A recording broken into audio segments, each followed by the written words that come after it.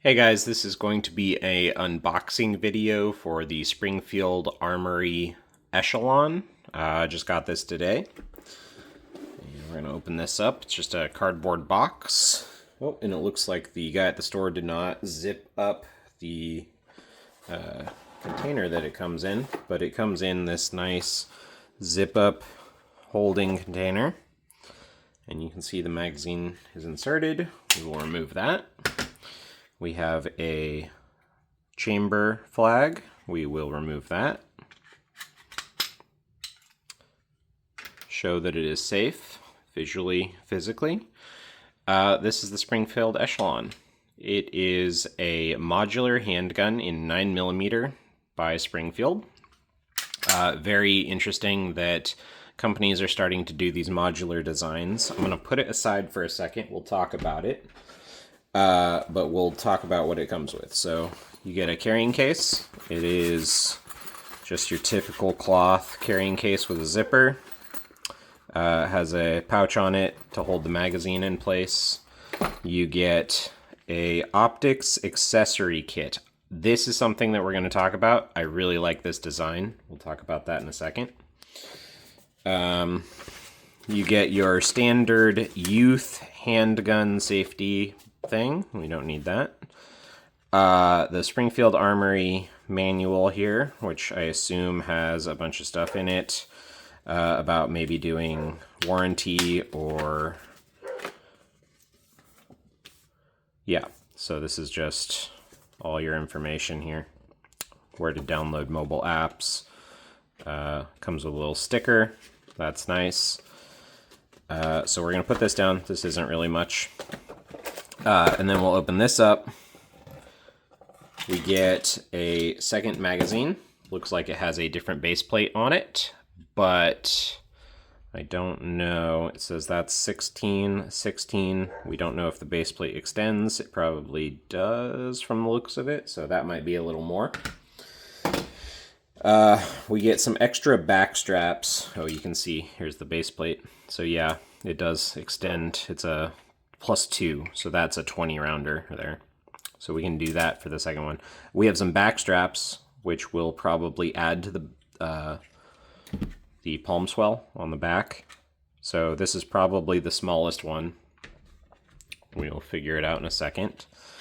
You get our cable lock, which again, no one ever uses. I've never seen one opened. And then we have a mag loader. Pretty basic.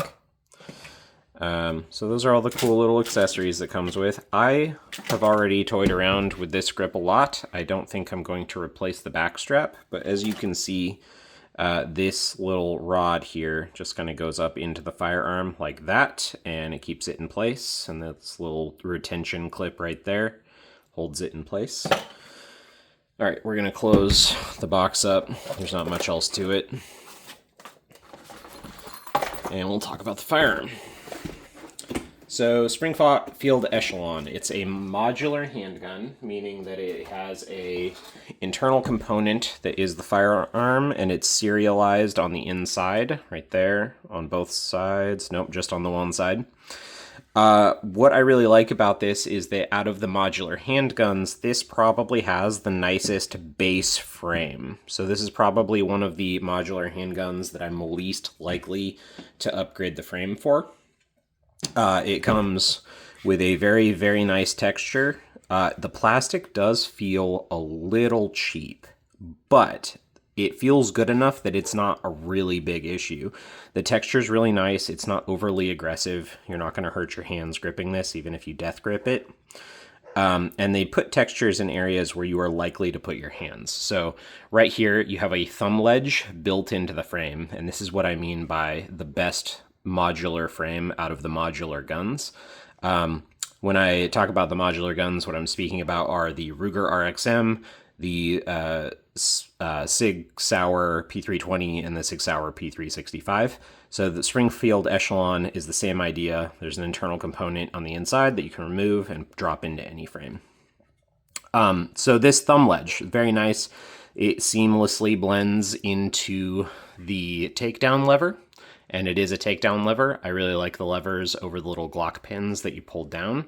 It's ambidextrous, but the takedown lever is only on the right side. I don't know if it's reversible, so it looks like there is a hole that probably is about the same size. So in theory, they could have a reversible plate that fit there, but it doesn't look like you can because of the way they've etched the frame here. So maybe a poor design choice, because they could have etched this a little better so that you could buy a left-handed takedown lever to put on that side and use as a extended thumb ledge on that side. So if you were left-handed, you would want something right there. So you still have the thumb ledge, but you don't have anything supporting the back end of your thumb, whereas on this side, your takedown lever mounts it perfectly. Okay, some other things that I really like about this. I said I would talk about these. This is something that I have noticed on the RXM. So the Ruger RXM has the same exact system. There's these 4 pins right here, and they will mount into holes that are pre-milled out in the optics cut. And this allows you to pick what optic you're going to put on here. So instead of just being like an RMR cut, you can put these little pins in and you can have a shield cut or I think a doctor cut or something. I don't know the full list of optics that it's cut for, but it's a lot more than most other handguns straight out of the box. So I really like that, being optics cut. Already huge improvement to most handguns, but having the modularity as well as the modularity of the internals, I think is really huge. We have a actual pick rail for the tack rail, so this will allow you to put pretty much any light on it that you want, as long as you have the right components to fit the rail size. So I think that's really good. Another thing that I have noticed on this handgun, so most handguns that I have for the slide release, it'll be like a little lever that comes down and it's flat on the side. And so you just end up kind of pushing down on top of it. And so that little flat piece always feels a little cheap and has a little bit of wiggle to it. This is just a straight push down lever for the slide release. So we're going to lock the slide back and I'm going to prevent it from slamming forward. But what I'm going to do is I'm going to push down on it. You'll see it is very easy to articulate. It's the smallest slide stop that I've ever seen, but it easily goes up and easily goes down with almost zero pressure. So I really, really like that. I think Echelon Springfield has done a really, really good job on the slide stop. It's not a make or break of the firearm at all, but it is something that I have noticed on several handguns, including Glock. I think Glock does a particularly poor job with their slide stop. Okay, so we're going to talk about the magazines. I said this was an 18 or 16 rounder. Plus 2 puts you to 18, so I believe that's what this is. Yep. And what we're doing here is we're going to load the empty magazine into the empty gun. And we show that the magazine fits very flush. A little bit of wiggle room. When you shake it, you can kind of hear it, but not as bad as most firearms. And the magazine release button, very easy to actuate. It drops free. We're going to angle it a little bit. So instead of flat down like that, we're going to angle it like that. And it does eject it. So there's a little bit of force to it when you do that. Really like that. We have a tritium night sight and a notched U with high-vis white in the back. I know some people like blotting out the high-vis white with black, so that might be something that you'd look into. We have a loaded chamber indicator here, right there.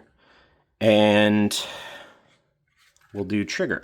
So here's your trigger pull, point in a safe direction, pull the trigger. So there's the take up to the wall. Here's the trigger pull. Nice and crisp. Reset. Little bit of creep right there. And that's where it resets to a trigger pull. So pretty good. My biggest gripe with modular handguns is that they have a really hard time getting a good trigger into them. I think Echelon probably has the best modular trigger that I've seen. So this is probably better than the P320 stock. It's definitely better than the 365. The Ruger RXM is way worse than this one. So this is definitely one of the best straight out of the box. I don't know if there's any need to upgrade it. There's definitely options to upgrade it if you want to. But straight out of the box, I think you'd be very, very comfortable with this trigger. Overall, it is ambidextrous, so you get your mag release on both sides, you get your thumb ledge, your slide stops on the left side also, and it seems just like a very well-built gun. The etchings on the slide are very deep, and so you can easily rack the slide. The back end of the slide has these little finger grooves right here that flare out, and so if you want to rack from the back, you can do that pretty easily. And then the only other thing I can show you, I need to take the gun apart, so I'm going to take it off screen for a second to do that, because I don't know how YouTube feels about it.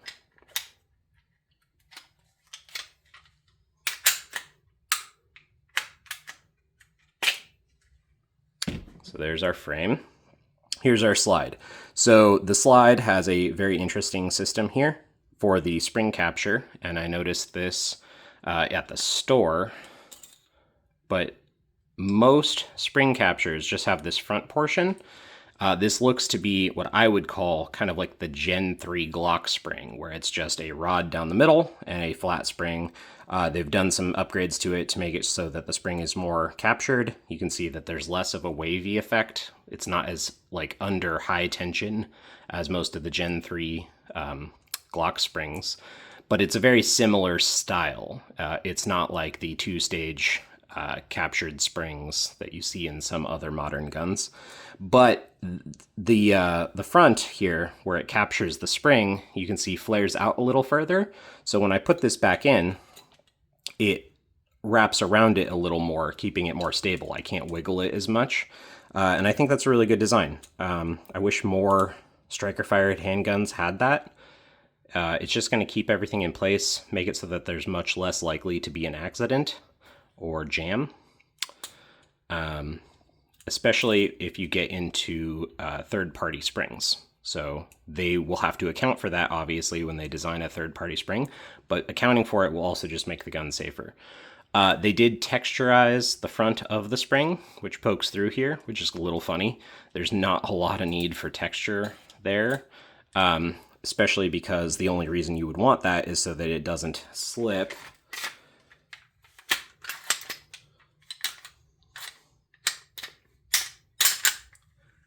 But you can see that it is textured.